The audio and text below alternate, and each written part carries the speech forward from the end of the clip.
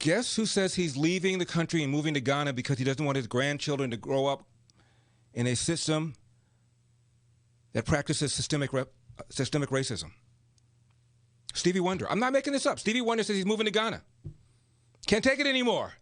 Doesn't want his grandchildren to grow up in a country that is engaging in systemic racism. Has he asked the granddaughter if they want to go with him? Think I'll pack up and move to Ghana because of what happened to George Floyd. I'm out of here. I'm moving to Lagos. I mean, really, really? Dan Bongino says his Secret Service buddies sources tell him that President Biden is in pretty severe cognitive decline. And he says it's a worst kept secret among the grounds at the White House. The officer who was killed at the Capitol riots, Officer Sicknick, his mom says she refuses to allow the left-wing media to George Floyd her son. He was not beaten with the fire extinguisher, she said. We think he had a stroke.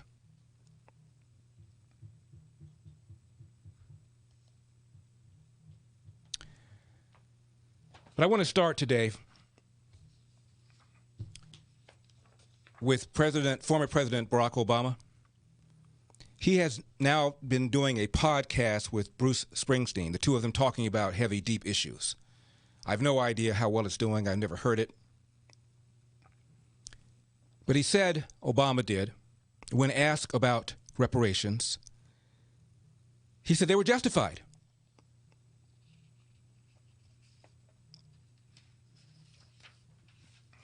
Quote, if you ask me theoretically, are reparations justified? The answer is yes. There's not much question that the wealth of this country, the power of this country was built in significant part, not exclusively, maybe not even the majority of it. See how Obama speaks? Always leaves himself an out for everything. There's not much question that the wealth of this country, the power of this country was built in significant part. Okay, maybe not exclusively, maybe not even a majority of it, maybe just a sliver of it. It's hard to say, but whatever it is, that's Obama. He then said, what is also true is that, quote, the systematic oppression and discrimination of black Americans continued under Jim Crow. It resulted in black families not able to build up wealth, not being able to compete, and that has had generational effects. So if you are thinking about what's just, you would look back and you would say the descendants of those who suffered those kinds of terrible, cruel, often arbitrary injustices deserve some kind of redress, some kind of compensation, a recognition. And then Obama continued.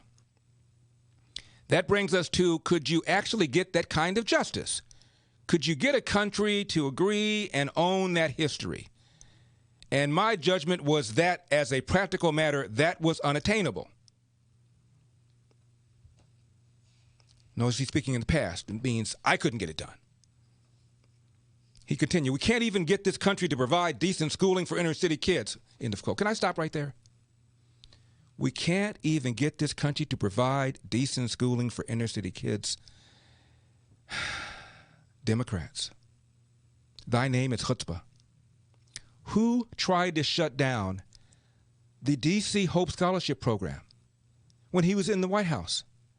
That's the program they gave a few $1,000s for parents who applied for and were lucky enough to get a voucher to be used for any kind of school in D.C. that would accept the kid. Very popular among urban parents, most of whom are black. And the Obama administration tried to shut it down. The only reason they did it is because the parents go to the streets. They have these tear-filled press conferences, and then Congress says, well, okay.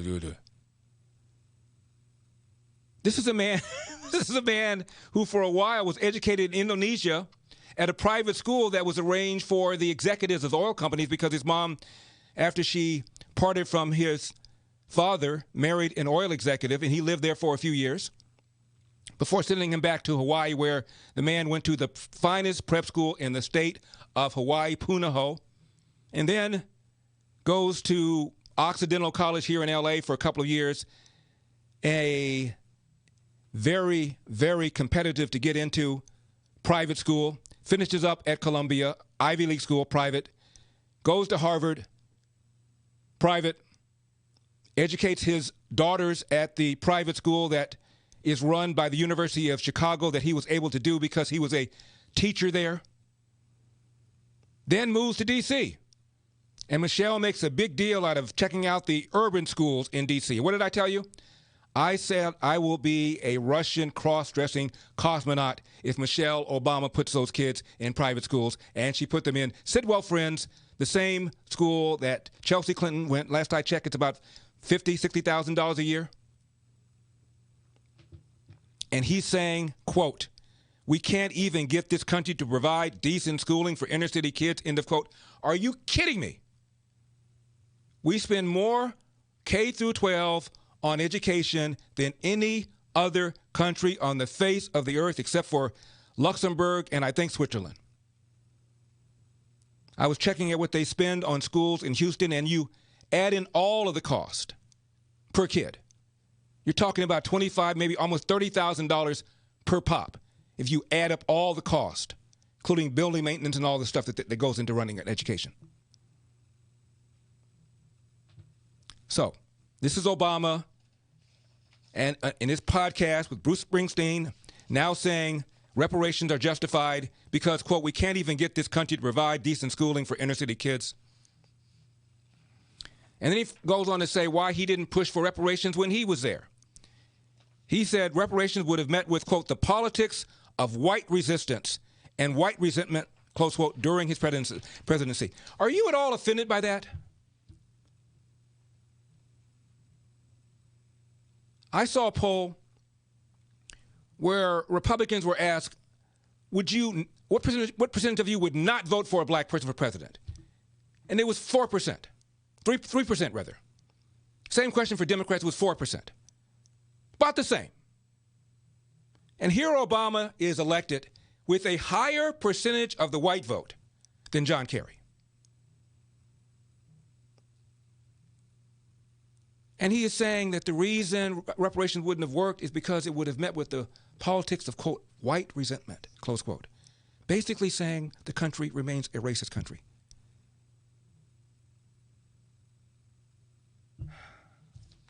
The country has not voted for, whites have not voted for the Democratic Party since 1964. Whites have not voted for black Democrats or white Democrats for president. News bulletin. Now, the reason Obama has done this sort of 180-S, because if you read his answer that he gave in 2016, it was kind of almost the same-ish, is because I used him in the testimony that I gave when I testified at the reparations hearing. I said Obama thought it was impractical, too complicated, too divisive, you can't determine who gets what.